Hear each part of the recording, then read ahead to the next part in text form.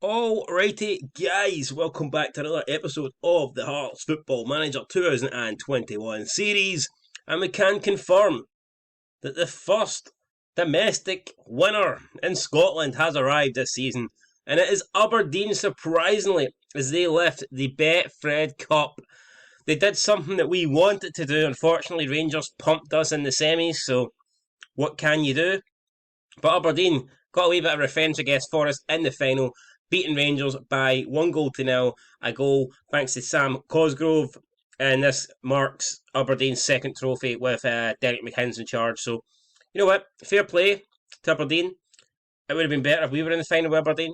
I would think we had a good chance of beating them, but like I said, Rangers pumped us 3-0 in the semis. So, well, we'll try and bounce back for that. But, regardless, we had a decent Betfred Cup run. We can't be too disappointed. We got to the semis. So it's probably, objective wise, I think we were only expected to get to the quarters. So, we did improve on that. Biggest overachievers were Dumbarton. Even though we did knock them out in the quarters, they managed to beat Celtic on the way, which was some result. Apparently, the best match of the tournament was East Fife versus Dundee United. East Fife knocking them out in penalties in the group stage match. Top goal scorer was James Tavernier. Top assist was Stevie Kelly. And the highest average rating for the Betfred Cup was James Tavernier with a 7.0 rating. Right, so since we were last here on the January transfer window, which really did not go down how I wanted it to, I planned on bringing in players, I planned on getting rid of players, it just didn't really happen. But you can see, since then, we've headed in the right direction. I played a few games off screen in February because there was just no real need to play them. And we managed to beat Ayr 4-0 in the Scottish Championship, which was great. A hat-trick from John Souttar. You love to see it, don't you? Big John with a big hat-trick. You love to see it. Up next, it was Queen of the South away. Beat them 3-1 goals for Roberts, Walker and Elliot Freer. That was a pretty close game, to be fair. I thought Queen of the South were maybe going to nick a draw, but we sealed the win in the 95th minute when Elliot Freer made it 3-1. Up next, it was Morton. Another pretty close game. Couldn't really pull away from Morton. We did go 2-0 up, and then Morton got back into it. They did have a chance to equalise late on, but again, they missed it. Up after that, it was Elgin City in the Scottish Cup 4th round. I normally would play all the cup games on screen, but because it was against Elgin City, I thought, you know what, we're very unlikely to get knocked out of this, so we'll just play it off screen. And we won 4-1. Goals coming for Josh Ginnelly got 2, Walker and Jordi Halloui got 1. He's actually played alright since we set. First couple of games he couldn't get a goal, but now he's banging in the goals. And then last time out there we beat Inverness. Halloui again with 2 goals and Connor Smith with the other. So we are in absolute great form at the moment, still unbeaten. And I think Jordi Halloui, who we signed there in January, has been a great player for us. I initially signed him to be a striker, but we have been playing him out in the wing as well. Scottish Championship, he's had 4 appearances and 4 goals. And he's had 1 appearance in the Scottish Cup with 1 goal and 1 assist. So overall, he's averaging a goal a game, and you can't really beat that. That is pretty damn impressive. And in more big news, we managed to get Corey Evans, the brother of Johnny Evans, on a free contract. Now, this does kind of go against my philosophy. I do want to hire younger players that we can mould into better players, youth, so we can work on the youth. I don't really want to go and sign these older guys, but I just feel like I couldn't pass up on this opportunity. Corey Evans on a free, essentially getting him on a free, and it was recommended by the scouts that we should get the guy. And you know what? I thought, yeah, screw it, we're going to get him. So there you go. He will be joining. I believe he's on 2.8 grand a week when we get him when he joins. So that will be for next season. And I think he could got potential to be a big player. He could either be a massive player for us, or he could be a big flop. It just remains to be seen. We'll just have to wait and see what happens. And with all that said, we are now currently first in the Championship, as you would expect. Who else is going to be there? We're pretty perfect. We've only drew 2 games all season. Dundee, who did make a couple of signings in January, have been doing all right recently in terms of form. They've got back up the table. They've won their last 3 games in a row, so that puts them into second place. And that is actually who we're playing next, guys, Dundee. There's a 20-point gap, 9 games to go. Surely they're not going to catch us, but we'll just make sure we beat them, just in case they've got any plans of, trying to throw a spanner in the works. We'll just be like, nah, Dundee, it's no happening. We're lifting the Scottish Championship, no you guys. So that is who we've got next, guys. Hearts versus Dundee, first versus second. should be a good game.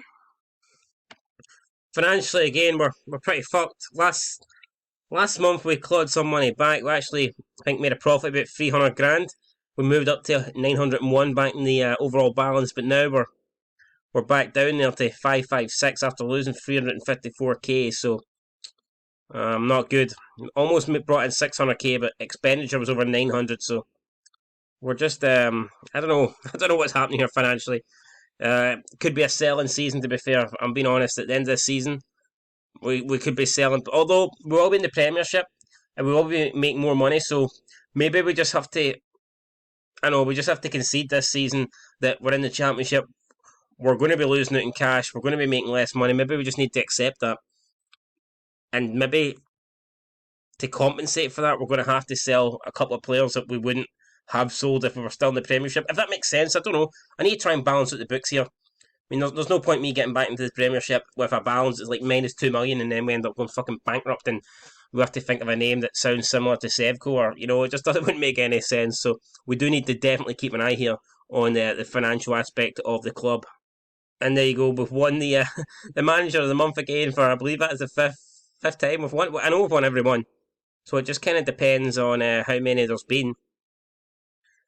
Milestones, would it come up here? Awards. Yeah, I still got 5 managers of the month in a row. It's pretty crazy. But I suppose we're undefeated. Who else would it be? You know what I mean?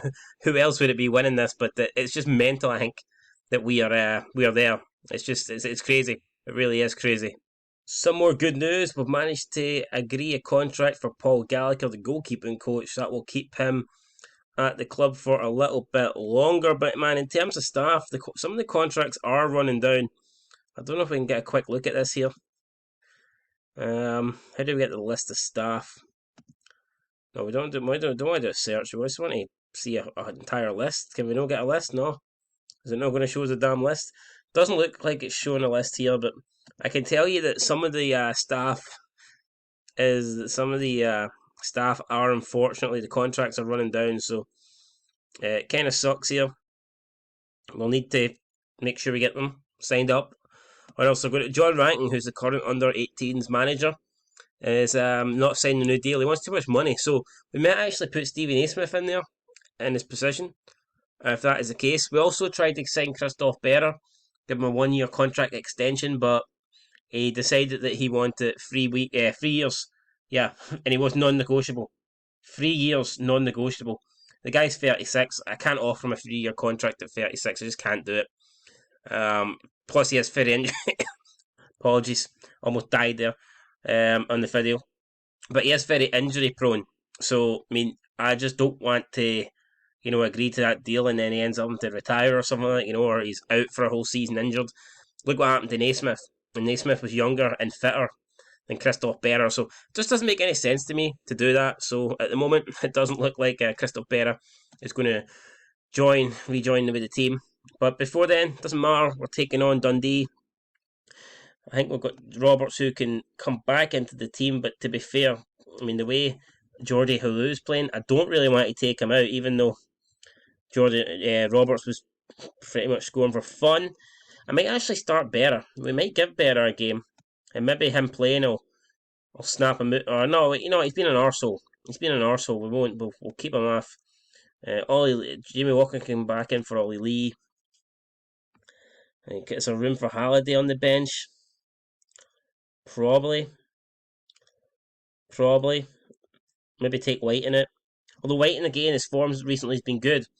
So I think we'll leave Whiting in. What about Lewis Moore's form's not been that great lately? I do want Halliday on the bench, so. Then again, Halliday's not been great either. We'll put White on the bench. White's actually a decent form. It's getting to the stage now where we're struggling to fit all these players in. Which I guess is that's a good problem to have, It's good that we have players in multiple positions. We probably will need that heading into the Premiership because it will be a bigger schedule. And you'd expect us to go longer in the Cups.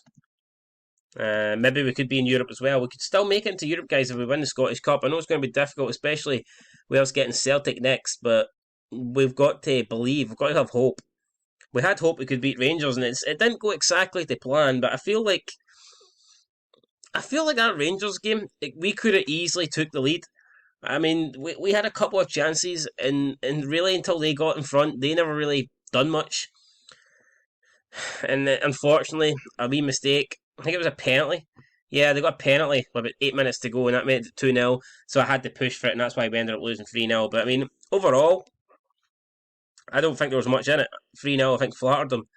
So we'll probably play similar to when we play Celtic. I might go a bit more defensive, just try and shut up shop, and maybe just try and make it a 1-0 win, you know what I mean? Like, we're probably not going to outscore Celtic, so if we just stop them from scoring, if we're defensively sound, that's probably our best chance here of beating them. But at the moment, this is a defensive sound performance for both teams. 26 minutes in, and we are yet to register a shot. That is, that's not very common. Let's put it that way. Let's go and give a wee shout here for the touchline. This is demand more because this is no good. This isn't good enough. It isn't good enough. This is first versus second. I mean, the way this is going, you wouldn't be surprised if our unbeaten run comes to an end here. We can't get our own half. The ball's played it to Ralston on loan for Celtic. Halkett takes care of that. Andy Irvine then passes it to Kingsley. Kingsley decides to go on a run. To the left hand side, plays an Elliot Freer back to Kingsley. Kingsley then coming into more central position. He's got Elliot Freer making the run. Can he find him? No, Kingsley making a solo on his own. Stephen Kingsley going all the way here, crosses it in, back post, Ginnelly's there! Yes, goal. Josh Ginnelly makes it 1-0. And we really don't deserve that, but we will take it. I mean, they all count, even ones that you don't deserve. You can see an ambulance in the background. I would get that prepared for Dundee. Something tells me they're going to fucking need it. They are going to need it, especially when we get a half time. The lads can regroup, and we'll come out second half even stronger. But at the moment, it's all about getting the results, guys, and that's what we're doing here. That is what we're doing. Dundee. I mean, it's not like Dundee's been great. I think we've just underperformed this game. I mean, Dundee's passing percentage is 66. That's diabolical. We're dominating possession 70-30. We just don't seem to be doing nothing with it. So maybe Dundee's been good defensively. Maybe it's not us being poor. Maybe it's Dundee being pretty good defensively. Let's see here. We're 1-0 up. I don't think there's any need to. Hands on hips. You've played well out there, but there's room for improvement. I think that's a pretty fair assessment. I mean, we're winning, and Dundee's only had one chance, so one shot. So I mean, we can't really be too harsh on the team, but at the same time, we're not exactly blowing them away here. Let's see if we can do that in the second half. Ashcroft with a long ball up to the Dundee player. It's been intercepted. Jamie Walker now picks it up. The number 7 is running into this Dundee half. Still Jamie Walker just leaves it. Well, no, he gets it. There was me doubting Jamie Walker. Never doubt Jamie Walker. How dare you doubt a guy called Jamie? Same name as him, like, and you're doubting him. Ball out to Michael Smith, the Rolls Royce. Can he deliver a Rolls Royce across? And he can. It's headed away though. Back to Smith. He gets a second cross in and to no avail. Ball now to Halkett. Halkett to Walker, to Halloui, to Irvine. Back to Halkett, to Kingsley. We're passing the ball a bit well here. Kingsley, still Kingsley. Through to Halloui. And he doesn't score. Wow. I could have swore that was going in. I know the keeper got a touch on it, but it looked like it was going in all day long. But somehow he tips it out for a corner. Freer then with delivery. Back post, it's Ashcroft with the clearance. It falls for Jamie Walker. Jamie Walker plays John Suter. Suter to Halkett. And that's that over. So the attack then comes to an end there. Good start though to the second half for us, putting pressure on Dundee, keeping them compact, shoving them into their own box, keeping them locked up like a fucking tin of tuna. No letting them go anywhere. Can he find the tin opener? Can he escape? And it's Jamie Walker to Haring on the edge of the box. Strike it, mate. Go. Look at the space. Look at the space. Oh, well, I mean, fair play. I mean, Haring, he listened to my advice. I would have preferred if he'd struck it into the back of the net, but I guess you can't be too picky, man. I mean, it was a good effort, and we're still winning. So we're actually going to come off attacking now, even though Dundee aren't creating nothing. I think we're just going to go to positive a bit more and maybe not commit too many bodies forward. There's no point letting Dundee back into this game. At the moment, we've got things under control. Well, Well, I thought Dundee were going to make me eat my words there. And going to counter, but I guess not. Well, Halkett, what you doing, son? Halkett, Suter had to pull on the shirt there, but he's away. He is away. And that is unbelievable. Alex Jakabuki with a goal and a Halkett pass. Halkett played him through. Halkett with the assist. It was a fucking great pass for Halkett. A through ball right to the Dundee guy. Is he colourblind? I don't know what's happening. Why is he playing that guy through? I don't know. Wrong colour of shirt, mate, but you've played him through anyway. I don't get it. That's poor for Halkett. Halkett's been great this season, but by God, that wasn't the best. You know what? For that, I think we're just going to take him off. It's heads up his ass. Playing okay. I'll be the one that decides that, mate. You give away a fucking goal. You're not playing okay. You know what? We'll bring back Jordan Roberts. He's why he's nervous. I honestly don't know. I mean, why the fuck would you be nervous? And we'll bring on Craig Whiten as well. So they go make our subs now. 1-1. And we'll just try and, if we draw, we draw. We'll just try and see this game out. I would just like, at this stage, I just kind of want to keep our unbeaten, record going. Well, Ginnelly there makes sure our unbeaten record goes because he taps it in back post as easy as that. Dundee get gifted an opportunity back into the game. And they throw it away. They get back on level terms and they just let Josh Ginnelly through at the back post. Second goal of the game. Everything's looking alright now. We've got a 21-point lead here over Arbroath with only 24 points remaining. So it is fair to say that the league is almost coming home, guys. It's almost coming home. Could win it next game. Very possible that we will lift the trophy next game. In the league, of course. Anyway, Dundee trailing 2-1. Can they get back in it? 2 minutes to go. It doesn't look like it. I don't think it's going to happen. They've had one shot in the second half and they scored. Gordon then launches it up. The ball's actually played through to Roberts. Oh no, McGee manages to intercept it. Ralston now. Hamilton. Ashcroft. Big ball up. Popskew with the header away. Kingsley with a fucking Route 1 football here. Launches it to Ginnelly. Ginnelly going for the hat-trick perhaps. Roberts heads into the hands of the goalkeeper. I mean, I thought Ginnelly was going to go for that there. He was on the hat-trick. Maybe should have went for it.